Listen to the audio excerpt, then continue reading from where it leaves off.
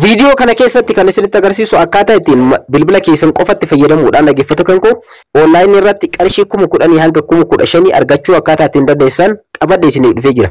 Egaa video kana hanga dhumaatti yoo daawwattan online irratti appii tokko qofatti fayyadamuudhaan qarshii 10,000 hanga 15,000 hojjechuu ni dandeessan. Kun dandeettii keessan irratti kan murtaa'eedha.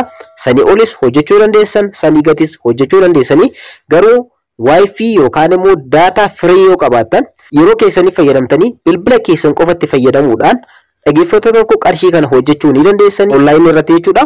Egaa karaalee online irratti qarshii ittiin hojjettan ammaan booda isiniif hojjedhe jedhee kanaan dura waadaa isiniif galee jira, kan kanaan duras isiniif hojjedhe jira. Ammaan boodas online irratti bilbila keessan qofatti fayyadamuudhaan akkaataa ittiin qarshii hojjechuu dandeessan bilbila keessan qofatti fayyadamuudhaan kan isinitti agarsiisu ta'a.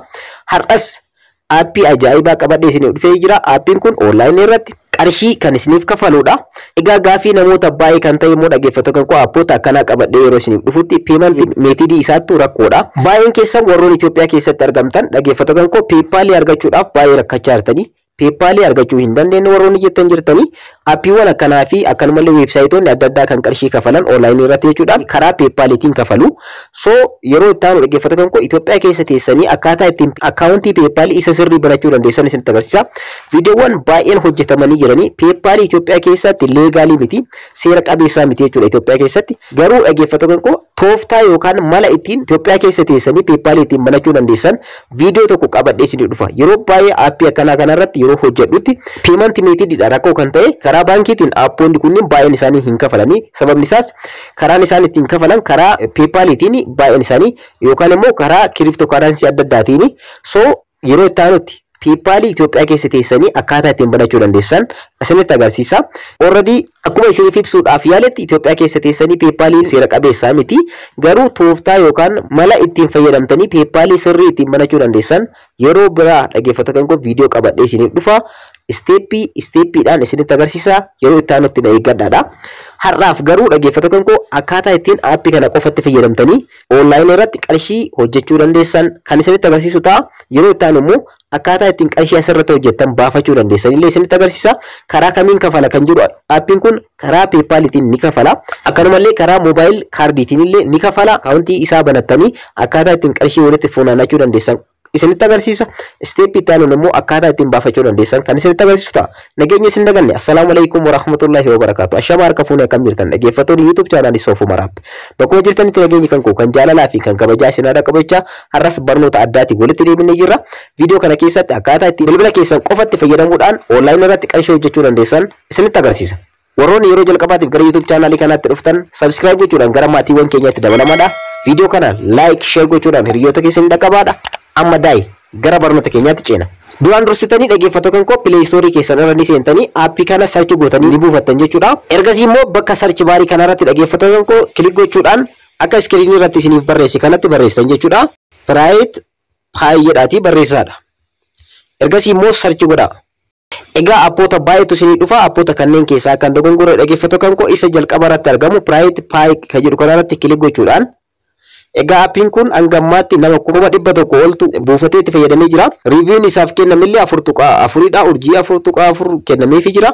So appii kana buufachuudhaan online irratti qarshii irraa hojjechuu dandeessanii install gochuudhaan gara bilbila keessaniitti buufattu. Salphumatti appii kana akka argataniif linkii isaa chaanala kan koo kan Telegram irra isiniif kaa'ee jira. Achirraas salphumatti buufachuu ni dandeessu.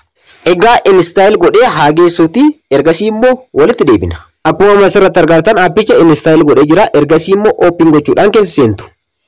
Appichi kana fakkaata jechuudha. Welcome to Private Pay jedha. Akkuma asirratti argattan dhaggeeffattoota koo akkuma asirratti argattan please read our terms of service and the basic rules first isiniin jedha. Akkuma asirratti argattan seeraa fi heera isaaniillee asirratti beekuun murteessaadha. Seerota 5tu jira. Tokkoffaa dhaggeeffattoota koo namni tokko bilbila tokkoon akkaawuntii tokko qofa banuu qaba. Bilbila tokko jechuudha. Bilbila jijjiiruudhaan akkanumallee email jijjiiruudhaan akkaawuntii adda addaa banuu hin dandeessanii. Kana yoo gootan ta'e akkaawuntiin keessan deactive ta'a jechuudha. Lammaffaa VPN itti fayyadamuu qabdanii, simulatoree adda addaa itti fayyadamuu qabdan, chatting adda addaa itti fayyadamuu hin qabdan jechuudha.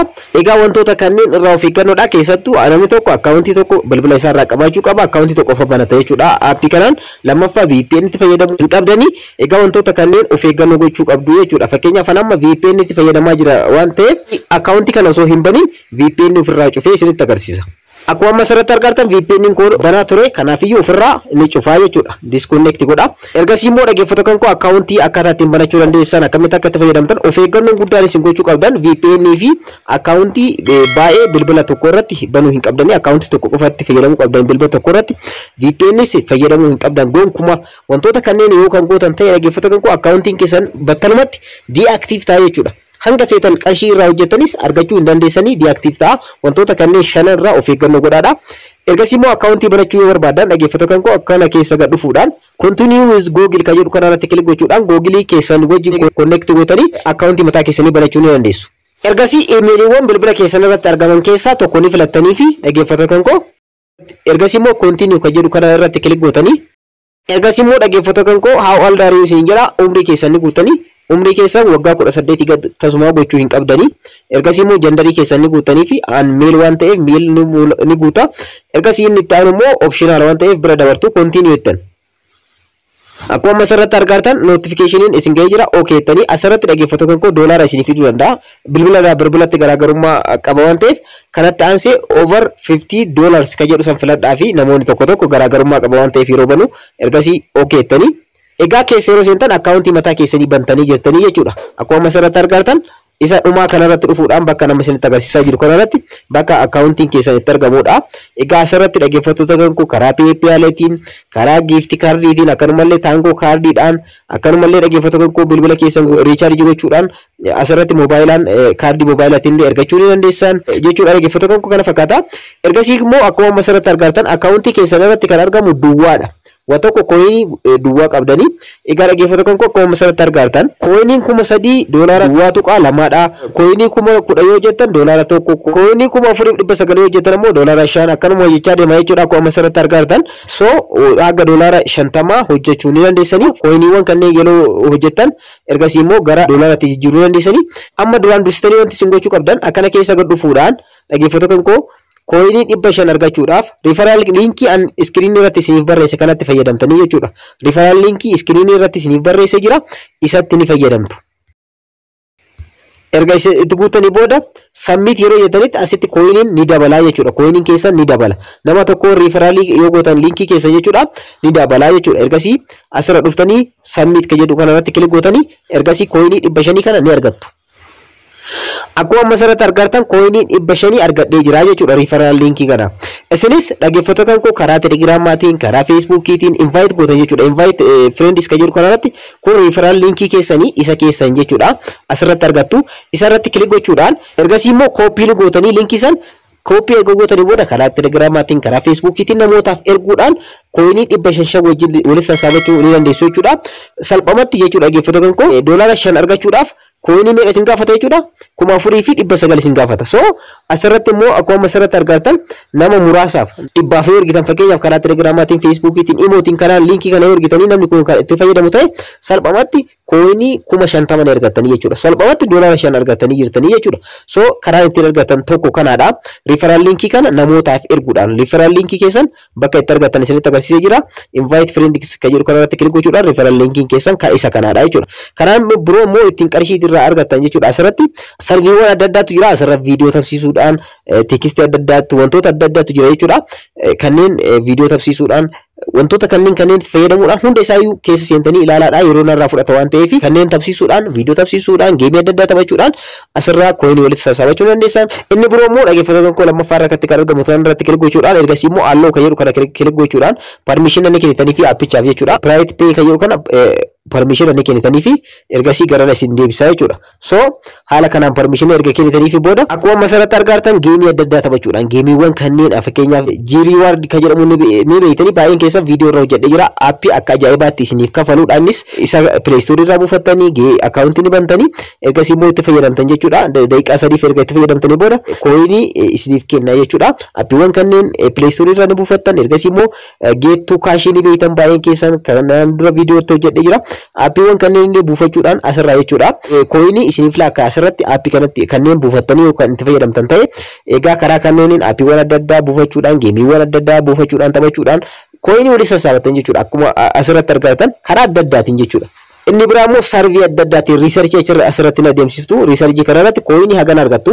Kooyinii 11,110 argattu. Kooyinii kana argachuudhaaf immoo riisarchii kana yookaan sarvii kana ni fixxan jechuudha. Fakkeenyaaf akka jalqabaatti asirratti kilik gochuudhaan isinitti agarsiisu.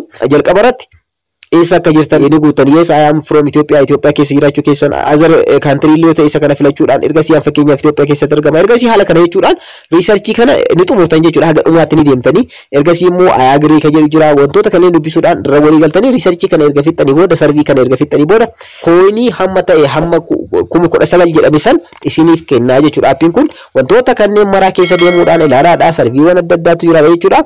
Dhumarratti immoo information tokko isin naagaw akkuma asirratti argartan historyidha. Referral linkiidhaan ani fakkeenyaaf kooyinii 500 argadhee jira akkuma asirratti argartan. World irratti immoo mi'a addunyaa irratti immoo history jiru maal akka fakkaatu isinitti agarsiisu. Akkuma asirratti argartan daqiiqaa 31 dura Hayati Marta jedhamtu kooyinii 132 hojjettee jirti. Siraaj Muhammad kan jedhamu immoo kooyinii 1,340 hojjettee jira. Akkuma asirratti argatan jechuudha. Daqiiqaadhaan dura kan turan namoota kooyinii baay'ee hojjetan asirratti isiniif barreessaa jechuudha. Appiin kun haala kanaan dhaggeeffattoota kan koo itti fayyadamuu dandeessanii asirratti dhaggeeffattoota kan koo kan isinitti agarsiisu kooyinii keessan hamma tokko erga walitti sassaabattanii booda ergasii immoo asirra dhuftanii dhumarratti kan argamu withdraw-dha. Withdraw kanarratti kilik yeroo gootan karaa PayPal-itiin baasuu dandeessanii, gift card-itiin baasuu dandeessanii, akkasumallee immoo moobaayila keessan riichaarjii gochuudhaan baasuu dandeessanii jechuudha. Kanaafiyyuu kooyiniin keessan kun amma fakkeenyaaf haarawaa banee waan ta'eef 500 irra jira. Isin 4,900 irra yoo geettan $5 jijjiiratan. Asuma irratti kilik gootanii amma efficient balance naan jedha waan hin guunneef jechuudha. Kooyinii 4,900 irra yoo geettan $5 qabdanii jechuudha. So akkuma asirratti 7,000 yoo qabaattan immoo asirratti $10 qabdanii jechuudha. Withdraw gochuu dandeessan. So $5 ol withdraw gochuu dandeessanii rakkoo tokko hin qabu.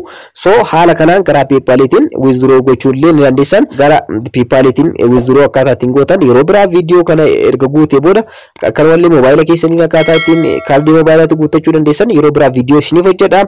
Hangasitti dhaggeeffattoota koo bifa kanaan kooyinii keessa walitti sassaabachuudhaan withdraw isaa immoo kooyinii kana galmaan gahee yookaan guddisee akkaataa ittiin baasuu dandeessan viidiyoo lammaffaa irratti qabadhee kan isin dhufu ta'a.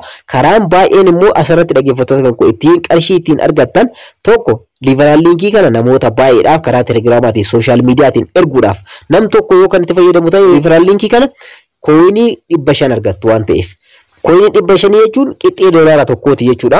Akkanumallee karaan biraa immoo dhaggeeffattoota kan isa qixxee irratti argamu kanarratti aappiiwwan adda addaa buusuudhaan itti fayyadamuudhaan aappiiwwan kanneen ni buuftanii ergasii immoo itti fayyadamtanii aappiiwwan kanneen itti waan fayyadamtaniif qofa isiniif kooyinii isiniif laakkaa'aa jechuudha. Karaa biraatiin immoo viidiyoo adda addaa ilaaluudhaan akkuma asirratti argartan mallattoon viidiyoo kanatti argamtu kanarratti kilik gochuudhaan viidiyoo adda addaa ilaaluudhaan walitti sassaabachuu dandeessan. Egaa haala kana wantoota asirratti argaman kana hundayyuu ilaaluudhaan kooyiniiwwan adda addaa walitti sassaabachuudhaan qarshii gaarii hojjechuu ni dandeessan. Viidiyoon kan koo kanarraa kana fakkaata. Akka irraa barattan akka itti fayyadamtan abdiin qaba. Yeroo itti aanu immoo akkaataa itti withdraw gochuu dandeessanii isiniif qabadhee dhufa.